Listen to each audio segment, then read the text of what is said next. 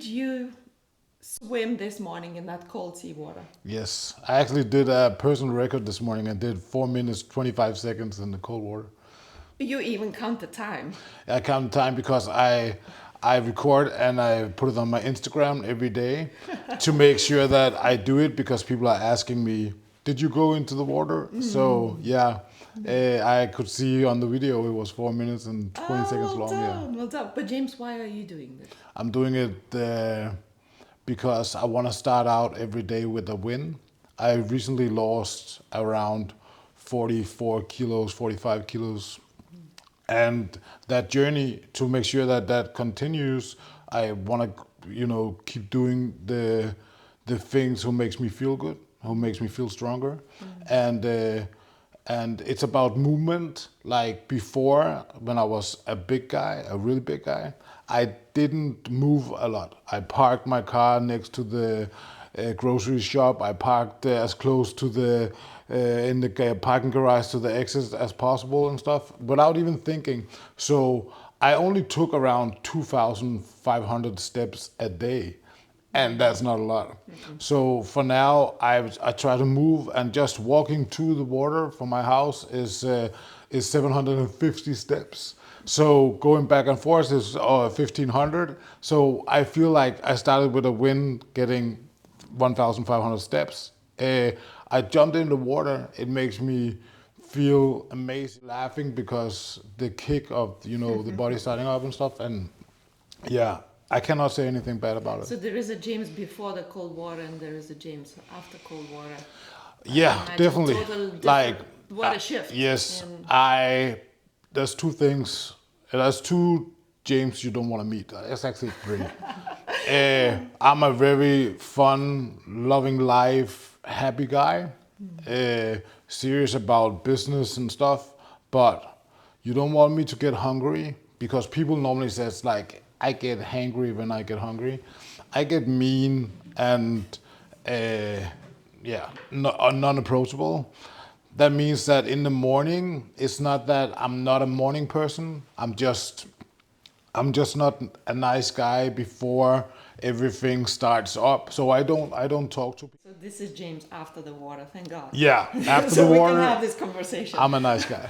So, do I understand correctly? For the most, and now you feel good because kind of you cracked the code. You found the formula that works for you. Do you ever feel bad?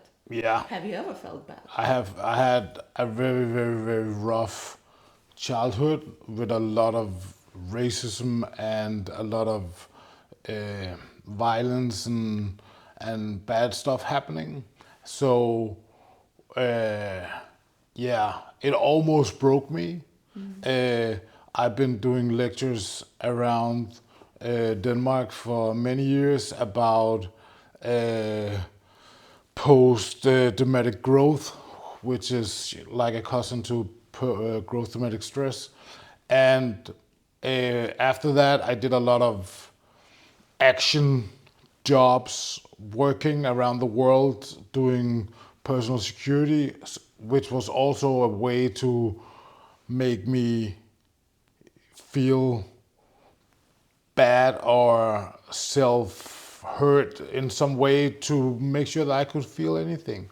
When I feel really bad, I feel like I can't taste anything, I can't feel anything, nothing kind of matters, and it's a really dark place. So I took that and I worked with that. So now at the age of 46, I'm able to kind of self-reflect and fix it and know that when I'm going towards that, I need to stop and go the other way. But I hear again that it's you, as if self-reflecting and fixing. Did you ever rely on somebody's help when you were in those bad places? If I relied on anybody else, Yeah, anyone else helping you, or you were figuring out it all by yourself? I had to figure it out by myself. I always felt like, and I know it's kind of sad, but I always felt like that uh, that my problems or the problems that I have, the big problems, is too big for anybody else. If the times that I tried to kind of have anybody else help me, I felt like they kind of wobbled or changed their prediction of me, and that way it kind of like it hurt me. Like when you lean on someone and they move and you fall, it's you kind of fall twice as hard because they were not there. You thought they were gonna catch you, and you were not ready, and then they didn't. So for me, I spend a lot of time making sure that I can do this by myself.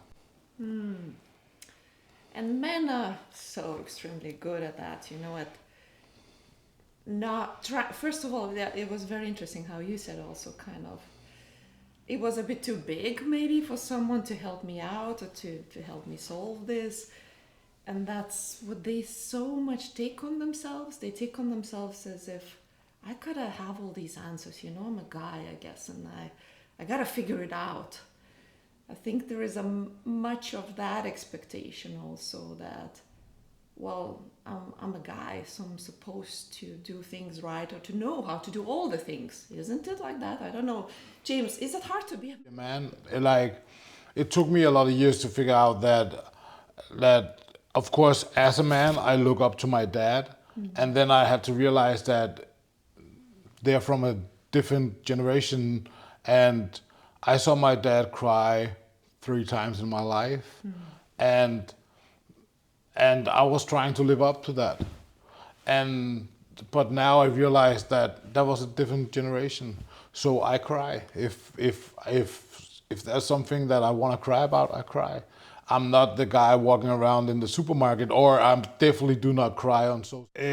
But are boys allowed to cry? Boys are allowed to cry. Men are allowed to cry.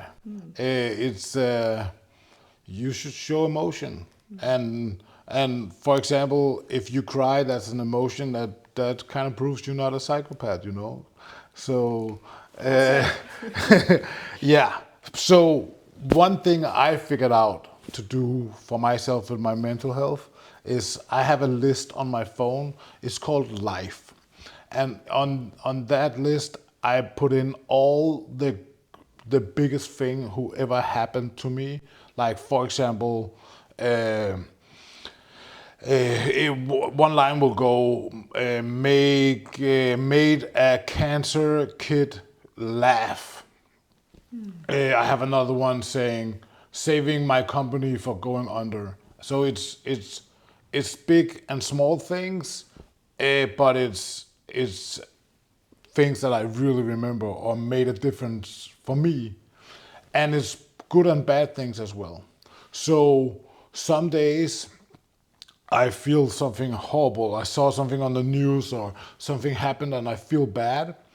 I can look at the list and all the good things on the list will pop out and I will kind of laugh about it or smile about it, and it gives me a good feeling. I will also see the bad things, and then I will remember that one time I spent a month trying to save my company or do something else, and it was like I thought the world was going under. But now I'm not in that place, so I knew that this is momentarily, like this is not forever, and it gives me that feeling, and so that list life have done a lot for me.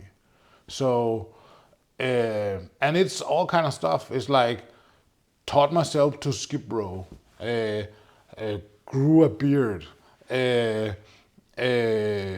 yeah, won my first boxing fight, and all that stuff.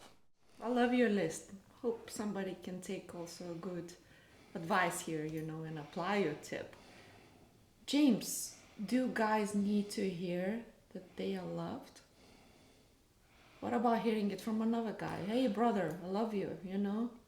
I think that's like, I think it goes without saying. Like, I don't think any human being can live without being loved. And yeah, I think the bigger the guy, the more love they need. That is so true.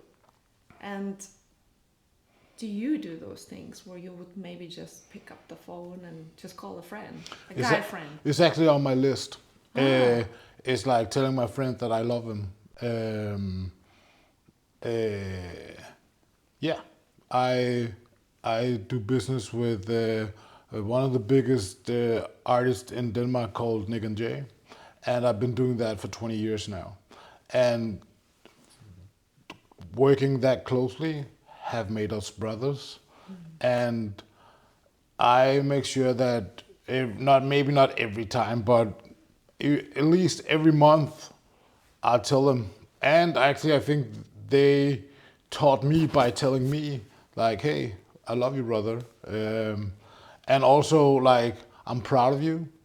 Uh, my parents loves me and my parents are proud of me, I know, but not by them telling me.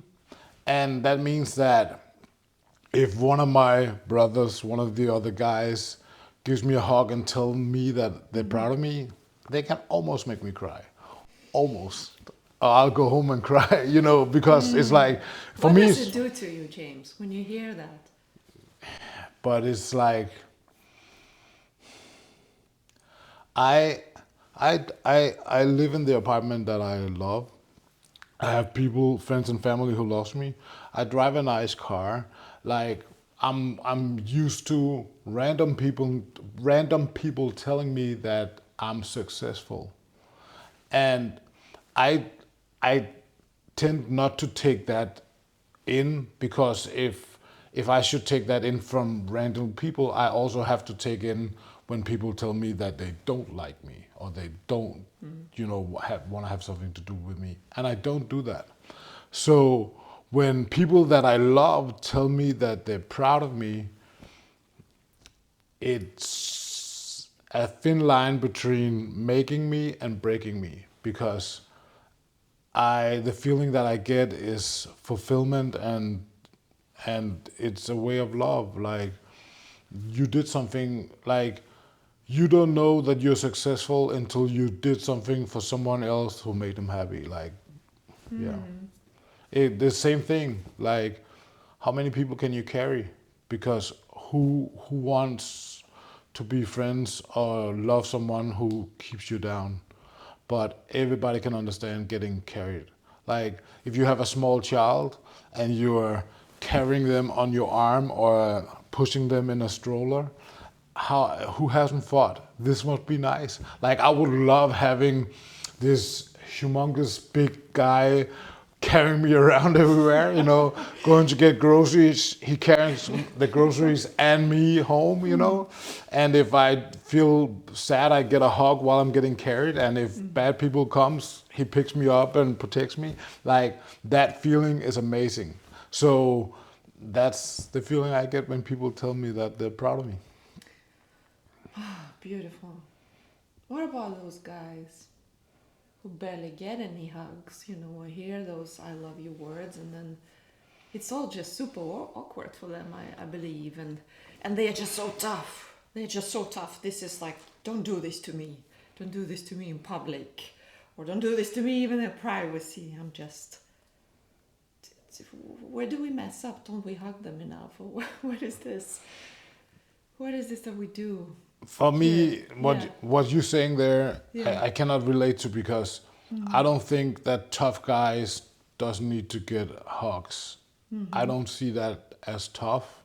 It's I see that as weak. Like, if I can, like, if people can't connect with their feelings, that's weak to me. So for me, that's kind of like a weakness, and that would be the same feeling for people who doesn't want to show emotions in front of people. That for me, that's a sign of weakness, and I feel sorry for people who don't hug or don't, like, can't receive love, or don't feel like it. Like, I think they need help. Like, yeah. You show self-love to yourself, maybe. Um, I have some stuff that I I'm an open book with a lot of stuff. And first of all, One of the things I did for my mental health that I've been doing for a long time now is I tell people the truth. If they invite me to a it's Saturday night and I do not have any plans, but I don't feel like going to a dinner party. Many years ago, I would tell you, I'm so sorry, I have to work, and then I would have to stay in my apartment or you know, not post anything on social media showing that I'm not working. And that also would be kind of stressful, and then I wouldn't get to relax.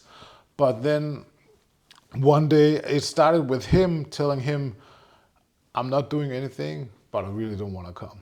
I love you, and I can see it's an amazing dinner party, and I'm sure that the food is going to be amazing, but I need to do nothing to make sure that I have the energy to function. And he totally understood. And from that day on, I started telling people. I have even told, friends for a wedding, I'm so sorry, I'm not coming. Uh, I have to, get my energy, and I don't feel like going.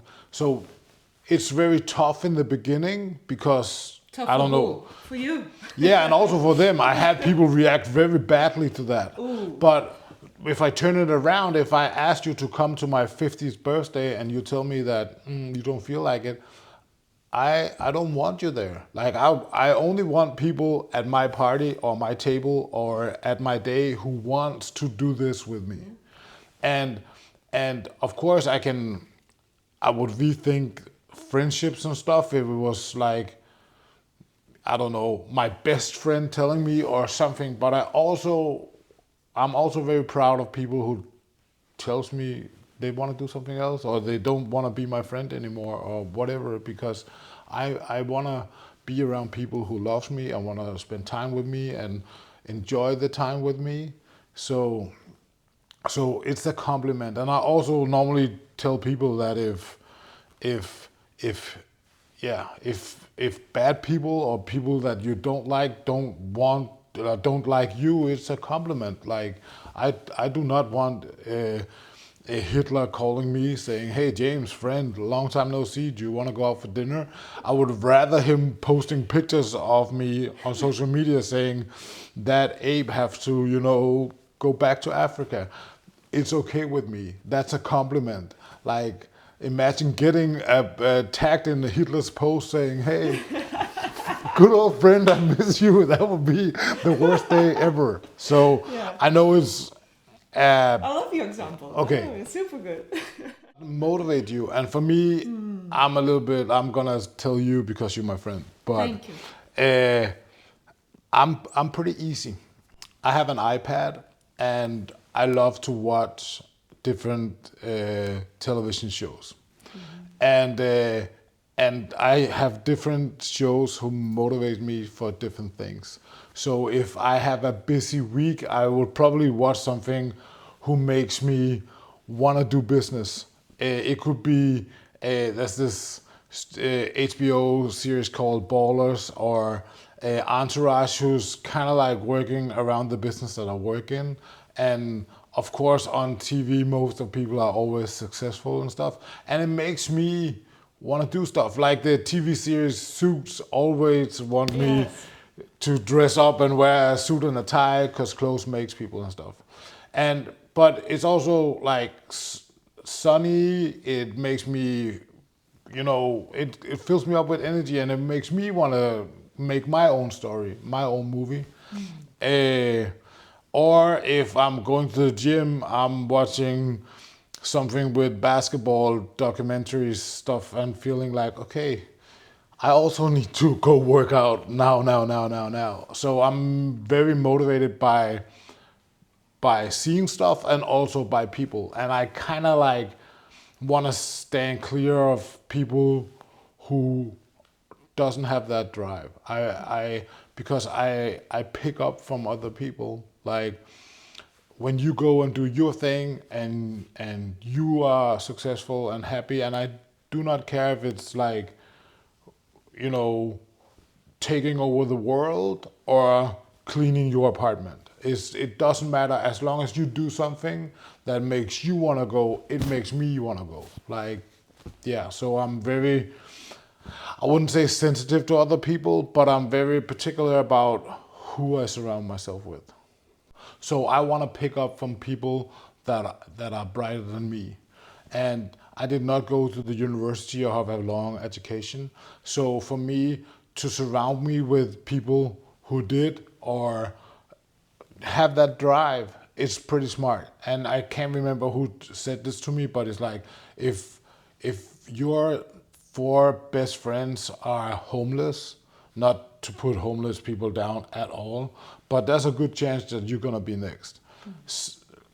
But if you surround you with five billionaires, there's a good chance that you're gonna be next. And I do not.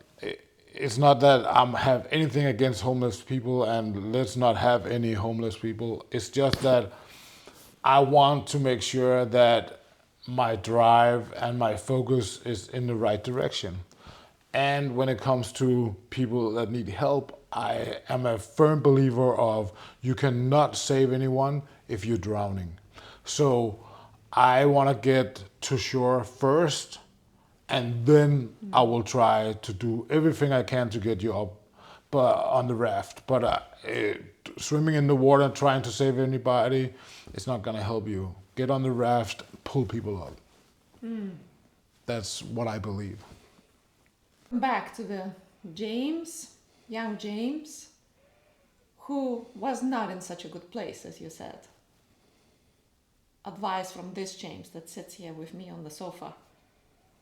What was the most important things that young James maybe needed at that point, if you could have given those things, or those things were available? I was in a really bad place for a long, long time, so I kind of blocked it out a little bit, and I'm not sure that I can give an advice. The one thing that I needed was a friend, and I found that when I was 15 years old. I got my first friend. And grown-up James have a lot of friends, and I would never get in that situation. But around the coronavirus, I was going through a lot of stuff. Also because my business depended on a lot of people, and the only thing that we could not do during the virus was having a lot of people anywhere. So that brought me to a very dark place. In the first part of the virus, I lost a lot of weight and I focused on myself because they kept telling us, hey, next week, or next month.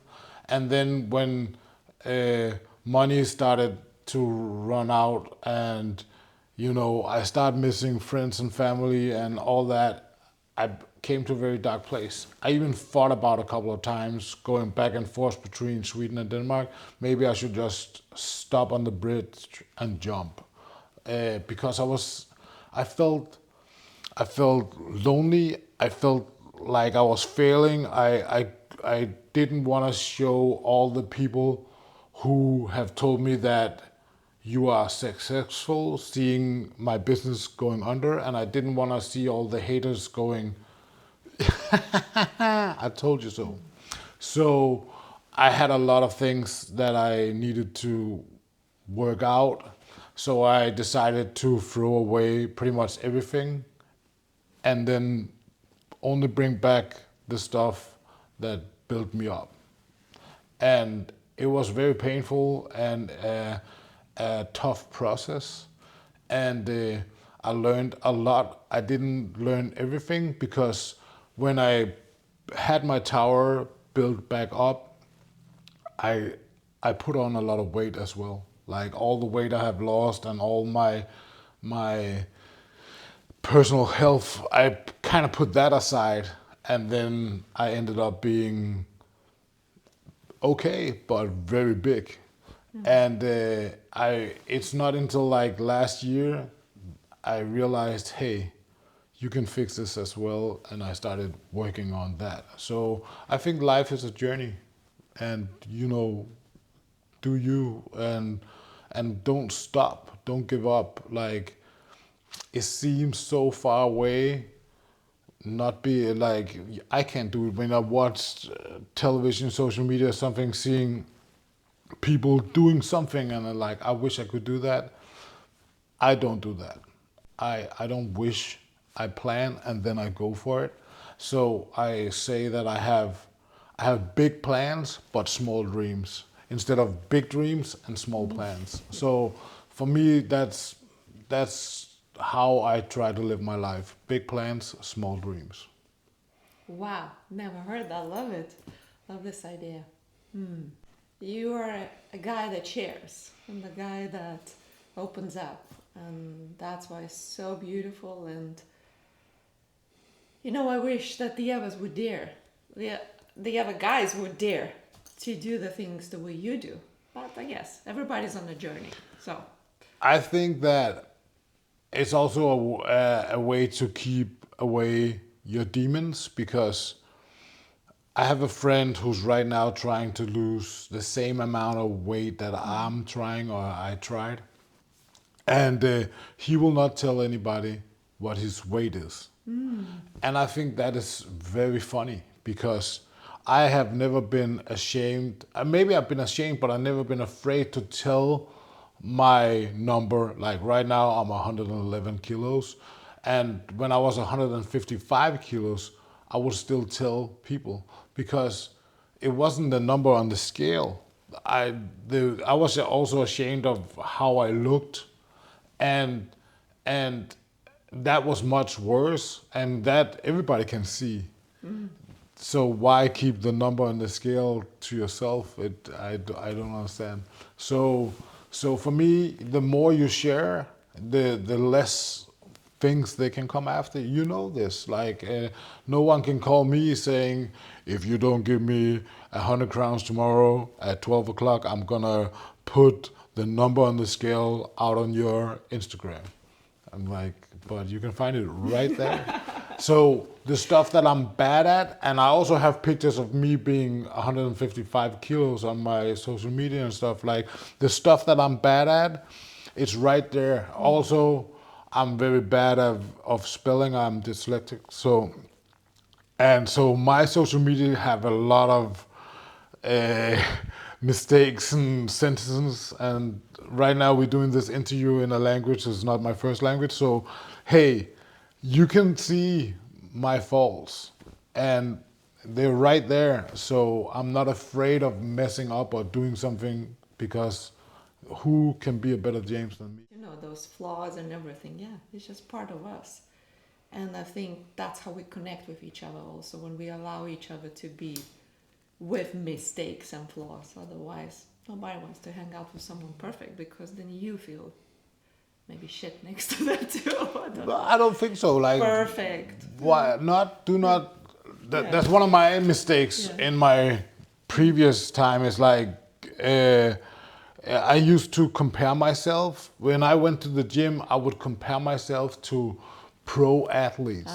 When I went to work, I would compare myself with other entrepreneurs doing very well, like the guy who invented Skype, or the guy who just sold his company for $20 million.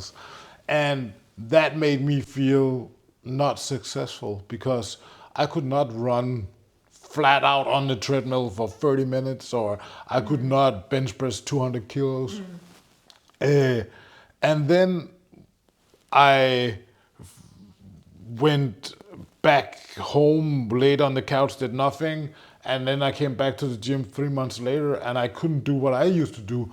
That's what I used to do seems to be impossible now, and I'm like, why am I keep competing with pro people? Why don't I compete with myself and see how far I can push it? So I really don't. It's good for you. Like in Denmark, good for you is kind of like putting other people down. If you tell me like, I just got a new house, I would go like, good for you, and they don't mean that. They mean it. Yeah, just go and talk to the wall about it. Like, why are you bragging? Well, that's kind of, yeah. But in the States, when they say good for you, they actually mean it. And I remember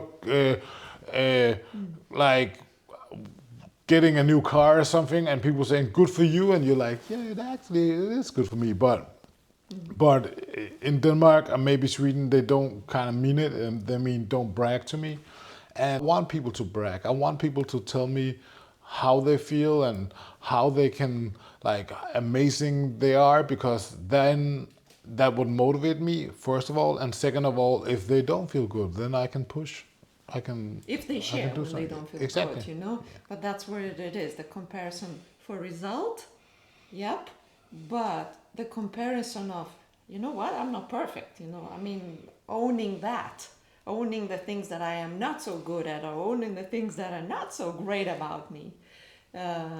That's what I mean, you know, in being vulnerable and connecting with each other, because it's really cool. I remember, you know, some of the clients telling to me, oh, good to know you're also doing work on yourself. I'm like, of course I'm working on myself, because otherwise, what is this? Accomplished project? It's never accomplished project. No. Yeah, so I don't know. I guess this is where we wrap it up. Now, James, my God. Stop.